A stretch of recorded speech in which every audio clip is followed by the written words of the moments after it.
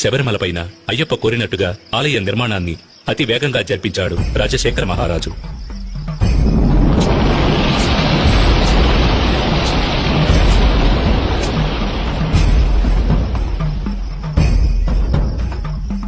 ఆ ఆలయంలో జీవిత తత్వాలను వివరించే విధంగా 18 మెట్లను కూడా ఏర్పరిచాడు.